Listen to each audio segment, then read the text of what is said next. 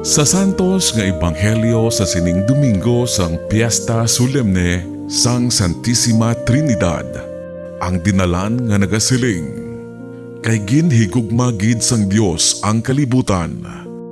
Gani ginhatag niya ang iya bugtong nga anak. Agod ang bisan sino nga magtuo sa iya, indi madula, kundi may kabuhi nga walay katapusan. Kay wala ginpadala sang Dios ang iya anak sa kalibutan, agud hukman ang kalibutan, kundi agud ang kalibutan maluwas paagi sa iya. Ini ang gugma sang Dios, gugma nga handa magsakripisyo, nagaluwas kag nagadala sang kabuhi. Amo man ini ang gugma nga ginapahayag sang aton selebrasyon sang ika-75 anyos nga anibersaryo sang pagbayaw sang Diocese sang Haro bilang Archdiocese. Isa katampad nga paghigugma nga ginapakita sang Dios sa aton lokal nga simbahan sa pihak sa mga takna nga nagkulang kita sang pagkatampad. Ang Dios padayon nga nangintampad. Ini ang ginatungkad nga kahulugan sang misteryo sang gugma nga aton mapamalandungan sa kabukusan sang logo sang Haro at 75. Ang bugos nga logo yara sa dagway sang tagipusoon nga nagadabdab, tanda sang nagadabadaba nga gugma sang Dios, nga amo ang ginahalinan sang aton misyon kag pag-alagad. Sa sulod sini, makita ang kamot nga may dagway sang salampati. Ang kamot nagalaragway sang aton pagbulig kag paghalad. Ang salampati nagapahanumdom sang Espiritu Santo nga nagatuytoy kag nagapabalaan sang simbahan. Ini nga kamot nagakugos sang perdon. Isa ka madalom nga simbolo sang pagtuo sang mga Ilonggo kag sang aton debosyon sa mahal nga Birhen Maria, ang Nuestra Señora de la Candelaria. Ang iya siga amo ang kapawa ni Kristo, ang aton paglaom.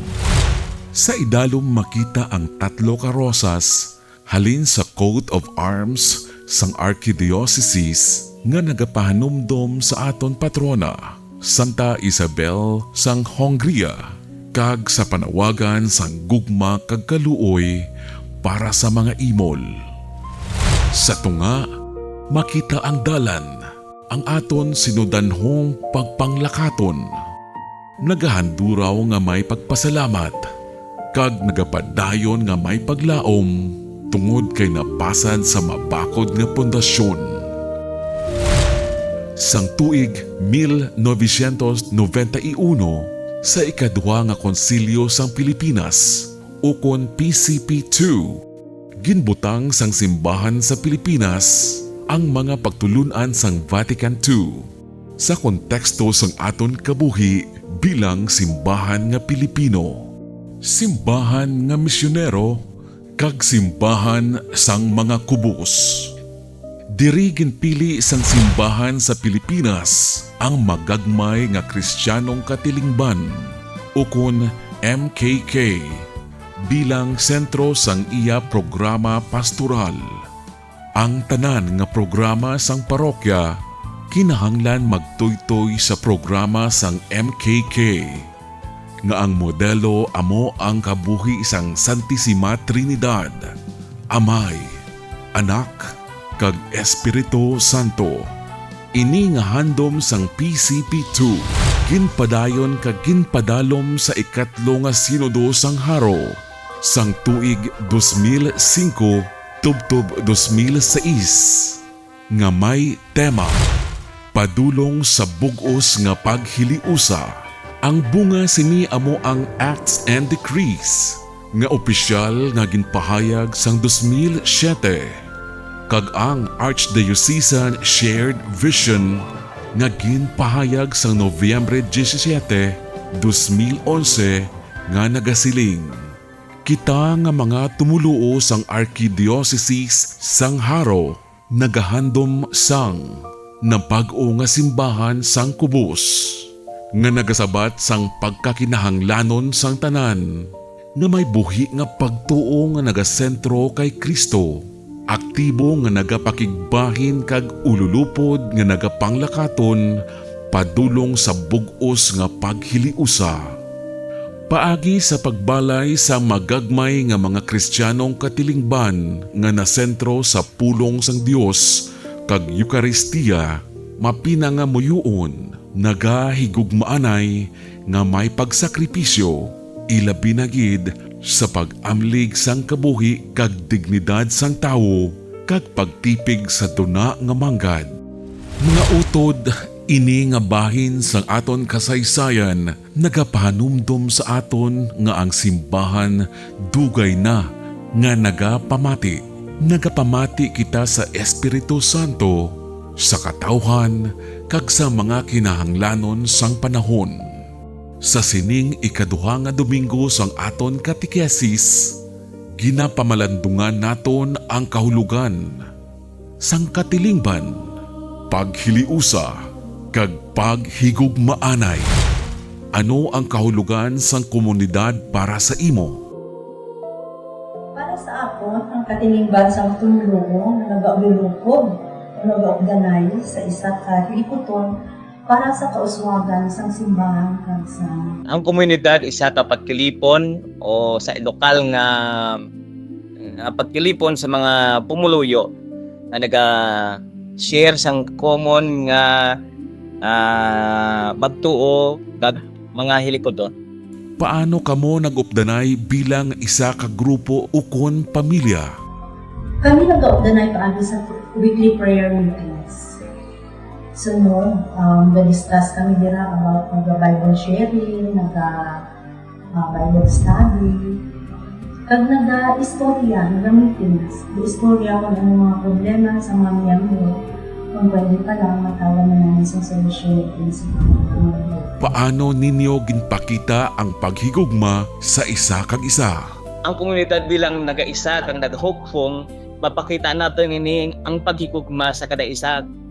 Kung may kapagkabalaka sa mga istorya, kag kung ano ba nga mga sa kasubo kag kalipay, amon ini ginaambitan. Nagapasalamat kami sa kay nagtukod kami diri sang MKK sa amon Panawa, sa amon parokya.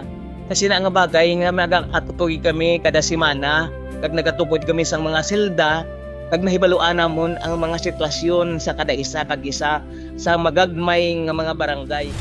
Ang sabat sa tagsa-tagsa sa sini nga mga pamangkot bahin sang mas dako nga pagpanglakaton sang aton arkidiocese.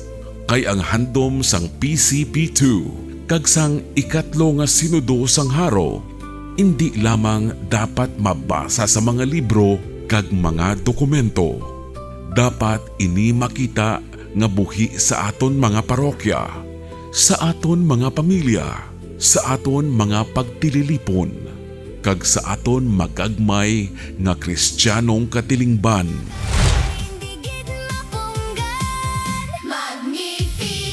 Karon, upod sa bug-os nga arkidiocese, kaupod sang aton mga katikista, mga pamatanon kag mga kabataan.